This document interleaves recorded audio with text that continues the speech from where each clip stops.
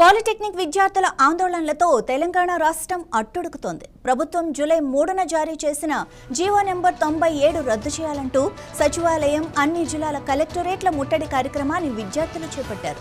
సెక్రటేరియట్ను ముట్టడించేందుకు ప్రయత్నించిన విద్యార్థులను పోలీసులు అరెస్టు చేశారు.